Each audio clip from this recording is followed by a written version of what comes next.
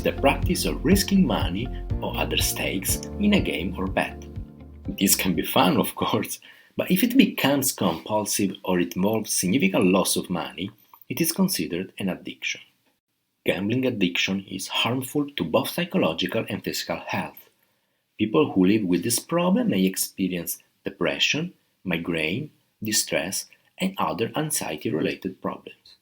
The question is, why cannot pathological gamblers stop their compulsive behavior? To answer this question, we need to go back to animal studies on basic but robust mechanisms of learning.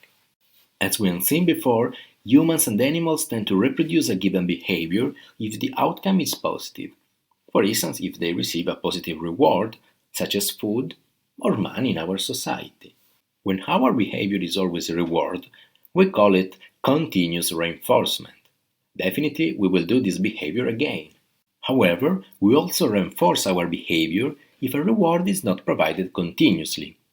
When the reward is delivered after some behaviors or responses, but never after each one, we call it intermittent reinforcement. Intermittent reinforcement has been deeply investigated by comparative psychologists. Originally, scientists investigated this issue with rats. In a pioneering study, subjects had to learn to press a bar in two different conditions. One with continuous reinforcement, where food is provided after any correct response. The other with 50% reinforcement, where they receive food only half of the time. Groups underwent successive extinction periods, that is, for a while, no food is provided after any response. Animals trained under 50% or intermittent reinforcement were found to be more resistant to extinction than those trained under 100% reinforcement. What does it mean? They were less inclined to forget the association between their behavior and the reward. Therefore, they were tempted to press the bar more often than rats who had previously received the reward each time. This issue has then been widely investigated in pigeons, one of the most important models for psychologists in the study of learning mechanisms. Also for pigeons, intermittent reinforcement produces robust responses that are significantly more resistant to extinction than when continuous reinforcement is used. If you look at this graph, we can see that a pigeon that only receives rewards intermittently needs hundreds of trials to completely forget the association between a given behavioral response and a reward. On the other hand, those who receive rewards constantly can rapidly extinguish their behavior if the reward is no longer applied. This has a potential ecological explanation. In nature you may find a source of potential prey, but this is rarely a 100% reliable source of prey. Instead, it is a source that is likely to provide prey. They don't always live in the same area, and if you attack them, the possibility exists that most of them will avoid living in the same area for a while. In sum, the natural environment is not constant and predictable. Therefore, our natural mechanism of learning tries to grasp regularity from the environment in terms of probabilities. This is the type of learning needed in nature to optimize the chance of eating.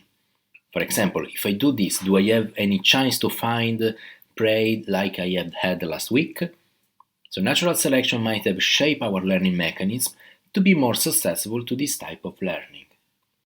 But get this, other experiments show that under certain conditions, pigeons may peck at a higher rate on a key that produces intermittent reinforcement than on one that always produces reinforcement.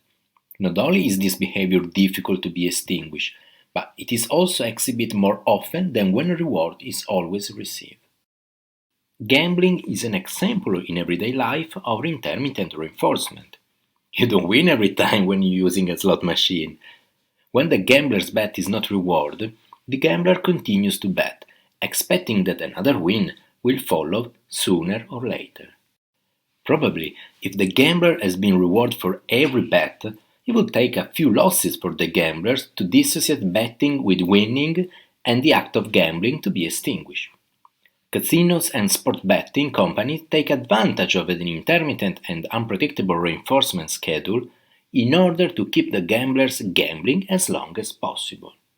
Skinner himself stated in 1953, if the gambling establishment cannot persuade a patron to turn over money with no return, it may achieve the same effect by returning part of the patron's money on an intermittent reinforcement schedule. Oh, don't believe that this stuff occurs only to pathological gamblers. Have you ever wondered why you often fall in love with a rude guy or girl who seems to be unpredictable and pampers you only sometimes, and not always? Unpredictable, sometimes. Well, this looks like an intermittent reinforcement schedule. The truth is that we are literally at the mercy of this learning mechanism. And for the scientific demonstration of this phenomenon, we need to thank the pigeons.